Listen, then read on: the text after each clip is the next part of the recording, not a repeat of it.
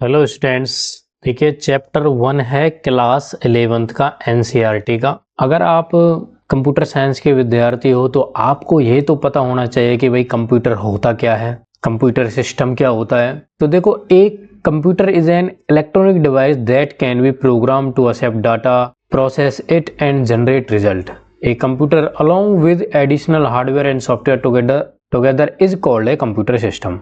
ठीक है। अब कंप्यूटर जो है वो कोई भी ऐसी डिवाइस है जिसमें हम कोई इनपुट देंगे डाटा, वो उसको प्रोसेस करेगा और हमें कुछ आउटपुट मिलेगा। तो वो सब क्या है, कंप्यूटर है। जैसे एक छोटी सी डिवाइस जो सिर्फ 2 नंबर का एडिशन कर रही है, सब्ट्रैक्शन कर रही है, मल्टीप्लिकेशन कर रही है, मतलब एज ए कैलकुलेटर काम कर रही है, वो सब क्या है, कंप्यूटर ही है। लेकिन अगर हम कंप्यूटर के साथ में कुछ एडिशनली क्या कर देते हैं, हार्डवेयर और सॉफ्टवेयर को उससे जोड़ देते हैं, तो वो बन जाता है कंप्यूटर सिस्टम। अब जो हम घरों में देखते हैं, हमारा जो पर्सनल कंप्यूटर होता है वो क्या है, कंप्यूटर सिस्टम है।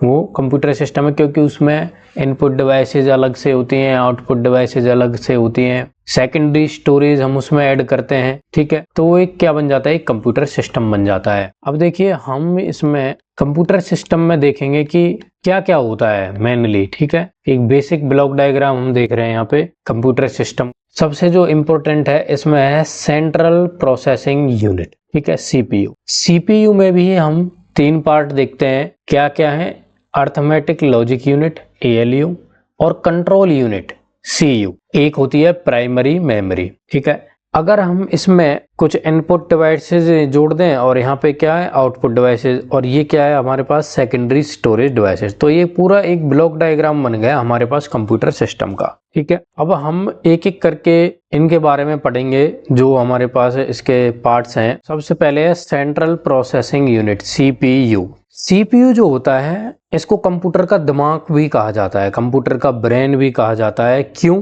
क्योंकि सारी चीजें यहीं से प्रोसेस हो रही हैं। जो एक तरीके से ये मेन जो यूनिट है, जैसे हमारी बॉडी में हम जो भी काम करते हैं, जो भी सेंस लेते हैं, जो भी चीजें हमारे पास, हमारी जो सेंसेज हैं, कुछ भी जो भी इनपुट लेती हैं, देख रही हैं, सूंघ रही हैं, जो भी हमारे नाक, कान, आँख, मुंह से, जहाँ से स्किन से जो भी सब इनपुट आता है वो कहाँ जाता है, हमारे ब्रेन में जाता है, और वहाँ से हम कुछ उस पर रिएक्शन देते हैं। ठीक है, आउटपुट देते हैं मतलब। तो बिल्कुल उसी तरह से कंप्यूटर का जो सीपीयू होता है वो दिमाग की तरह काम करता है, जो इनपुट डिवाइसेस से इनपुट लेता है और प्रोसेस करके आउटपुट जो है उसको दे देता है।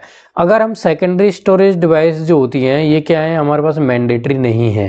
इनको हम अपने रिक्वायरमेंट के हिसाब से इनको ऐड करेंगे, कितनी हमें सेकेंडरी स्टोरेज डिवाइस चाहिए, नहीं चाहिए, क्या जरूरत है हमारी। ठीक है, लेकिन इनपुट चाहिएगा, इनपुट आएगा तभी वो प्रोसेस करेगा कुछ और आउटपुट देगा। तो इनपुट, सीपीयू और आउटपुट, ये हमारे पास 3 जो हैं, ये क्या है, बेसिक कंपोनेंट्स हैं कंप्यूटर सिस्टम के। अब इसको प्रोसेसर भी बोलते हैं, हम इसको क्या बोलते हैं, प्रोसेसर। सीपीयू की जगह हम इसको प्रोसेसर भी बोल देते हैं। भाई कंप्यूटर का प्रोसेसर जो है वो क्या है, सीपीयू है। अब सीपीयू में होता क्या है, सीपीयू एक्चुअल में बना होता है माइक्रोचिप्स का, या हम कह सकते हैं आईसी का बना होता है, इंटीग्रेटेड सर्किट्स उसमें लगे होते हैं। और ये जो आईसी होती हैं ये सेमीकंडक्टर मटेरियल की बनी होती हैं। अब सेमीकंडक्टर मटेरियल क्या होता है, आपने नाम सुना हो सिलिकॉन जर्मेनियम। सिलिकॉन और जर्मेनियम ये दोनों क्या है, सेमीकंडक्टर होते हैं। एक तरीके की मेटल है जिनको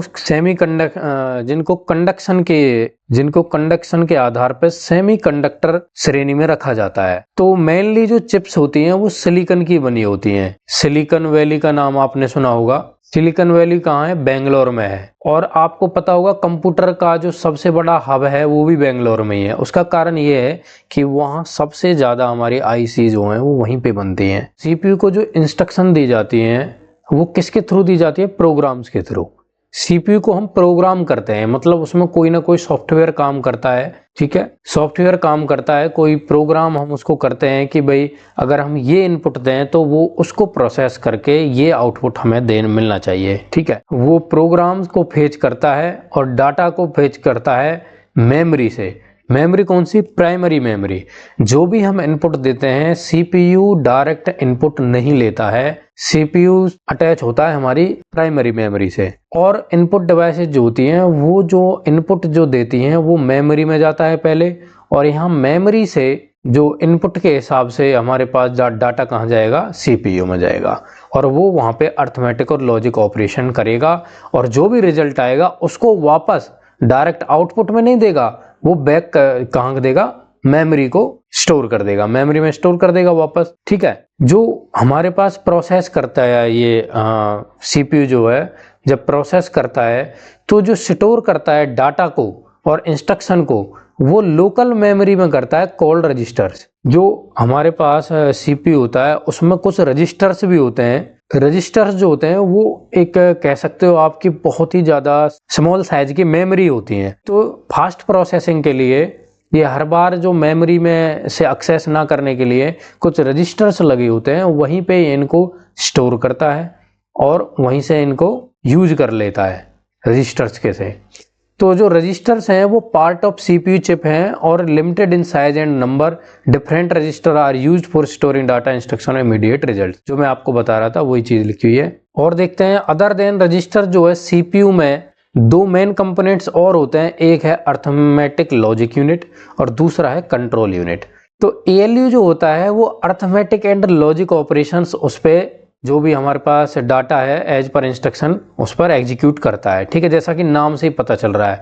और अर्थमेटिक ऑपरेशंस आप जानते ही हो, अर्थमेटिक ऑपरेशन क्या होते हैं भाई, एडिशन है, समेशन है, मल्टीप्लिकेशन है, डिवीजन है, ये सारे के सारे क्या होते हैं, अर्थमेटिक ऑपरेशन। और लॉजिक ऑपरेशंस आप जानते ही हो, लॉजिक क्या है, और है, नॉट है, ठीक है, एंड है, ये क्या है, बेसिक लॉजिक ऑपरेशंस होते हैं। तो ये सब कौन परफॉर्म करता है, एएलयू, अर्थमेटिक लॉजिक यूनिट। अब जो सीयू है, जिसका नाम से पता चल रहा है कि ये कंट्रोल यूनिट है, तो ये क्या करता है, कंट्रोल करता है इंस्ट्रक्शंस के एग्जीक्यूशन को। ठीक है भाई, कोई चीज अगर हमारे पास एक इंस्ट्रक्शन तो है नहीं, उसमें सैकड़ों इंस्ट्रक्शन एक टाइम पे चल रही होती हैं, हजारों चल रही होती हैं, लाखों चल रही हैं। जितना बड़ा सिस्टम है उतनी ज्यादा इंस्ट्रक्शन होंगी और उतना ही अच्छा कंट्रोल यूनिट होना चाहिए। और देखो, सीपीयू को माइक्रो प्रोसेसर भी बोला जाता है।